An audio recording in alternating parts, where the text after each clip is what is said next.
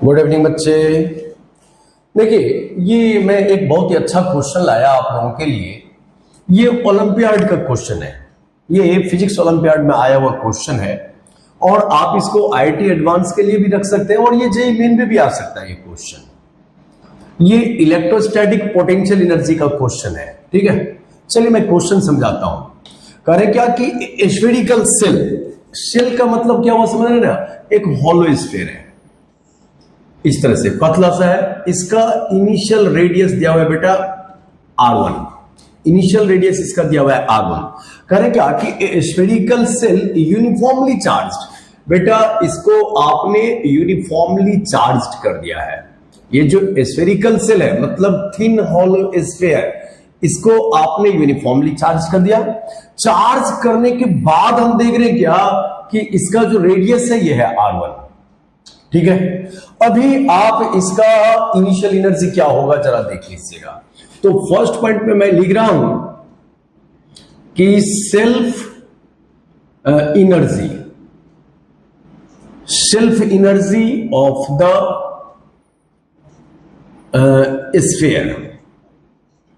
Self energy जो इसका है वो क्या है, ये हो जाता है बेटा, अगर आपने इस पे चार्ज दिया है प्लस क्यू तो q² by 8 pi epsilon 0 r1, ये इसका सेल्फ एनर्जी है।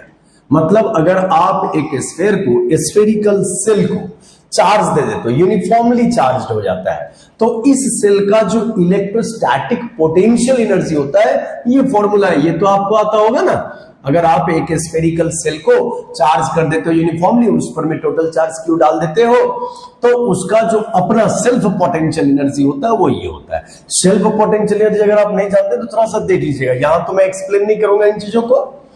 अब सेकेंड पॉइंट क्या कहते हैं जरा देख लीजिए। कहते क्या कि अब मैं यहां पे इसके सेंटर पे एक चार्ज क्यू नॉट को रखूंगा। भाई जब आप सेंटर पे क्यू नॉट चार्ज को रखोगे तो रखते ही क्यू नॉट को हम जैसे ही यहां पर में रखेंगे प्लस क्यू नॉट को, तो फिर एक म्यूचुअल एनर्जी भी आ जाएगा इनिशियली। तो इतना जो सेल्फ एनर्जी है वो तो है ही इनिशियली, और जैसे ही आप सेंटर पर में क्यू नॉट चार्ज को रखोगे तो इनिशियली एक म्यूचुअल एनर्जी भी आ जाएगा। तो इनिशियल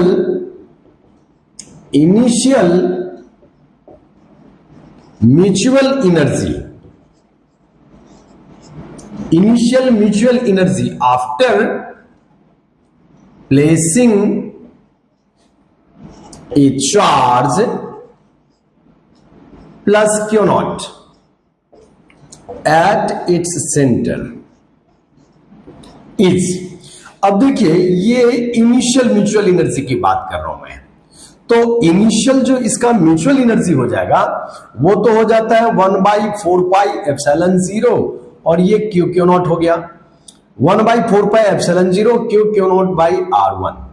ये है इनिशियल म्यूचुअल एनर्जी। तो इनिशियली टोटल एनर्जी क्या होगा भाई, उसका ये है सेल्फ एनर्जी और ये है इनिशियल म्यूचुअल एनर्जी, दोनों को ऐड कर लेंगे तो हमें मिल जाएगा इस स्फीयर का इनिशियल टोटल एनर्जी। ठीक है, अब क्या कहते कि a point charge q naught is kept at its centre.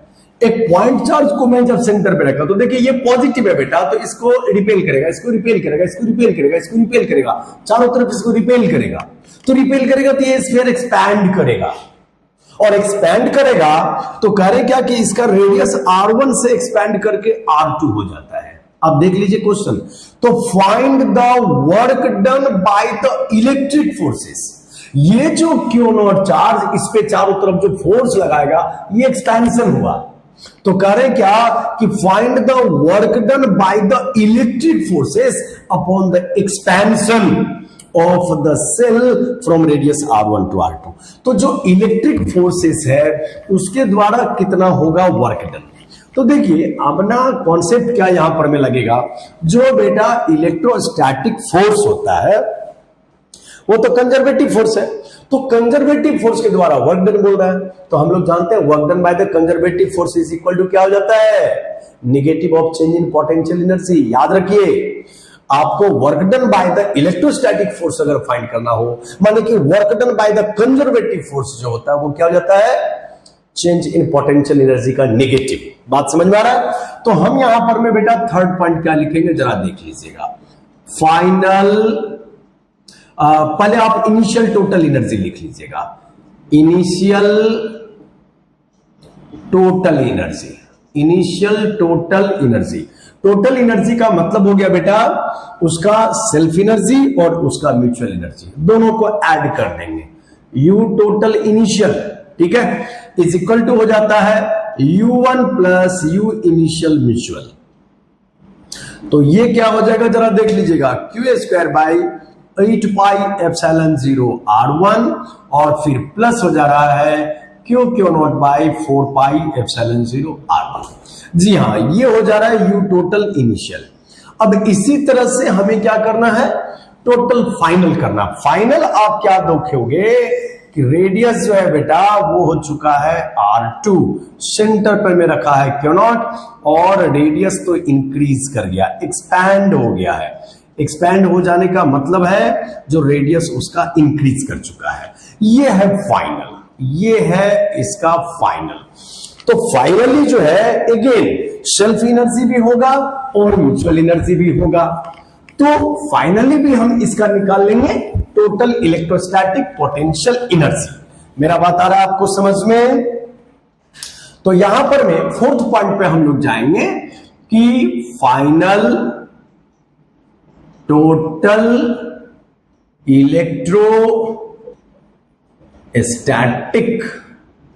Electrostatic potential energy.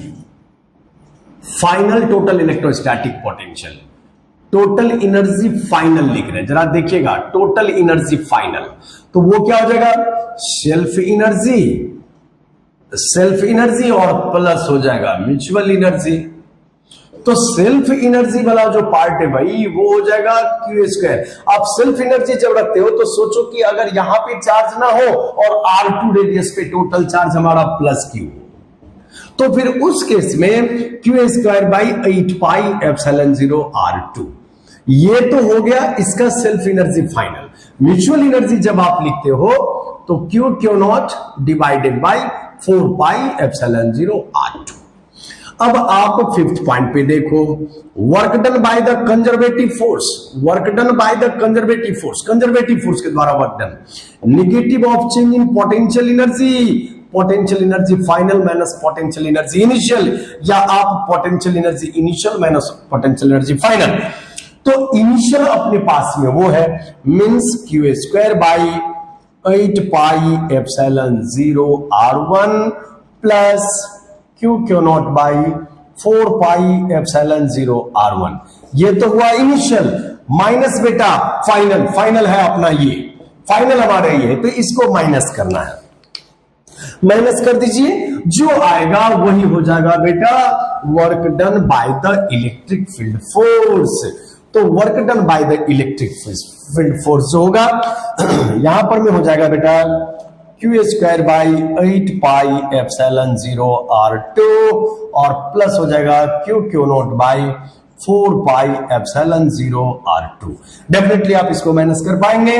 तो ये जो हो जाएगा वर्क डन वो कितना आ जाएगा जरा देख लीजिएगा, 1 क्यू बाई 4 पाई एप्सिलॉन 0 तो कॉमन आ रहा है। देखिए स्मॉल क्यू यहां भी है, स्मॉल क्यू यहां भी है, स्मॉल क्यू यहां भी है, स्मॉल क्यू यहां भी, 4 pi epsilon 0 4 pi epsilon 0 4 pi epsilon 0 4 pi epsilon 0 मैंने कॉमन कर दिया यहां पर में।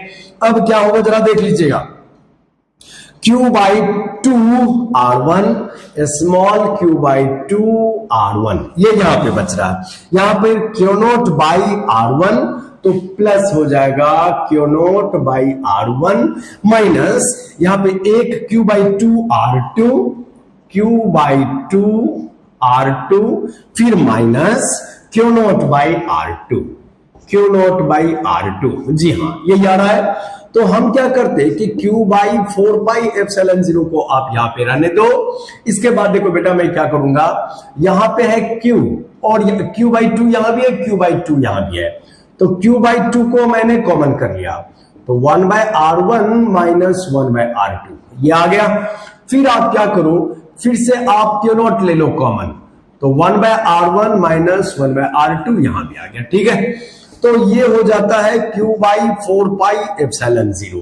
अब आप देखो 1/r1 minus 1/r2, 1/r1 minus 1/r2 तो कॉमन ले लेते हैं ना, 1/r1 माइनस 1/r2 ले लिया कॉमन, तो फिर यहां पे हो जाता है q/2 प्लस q0।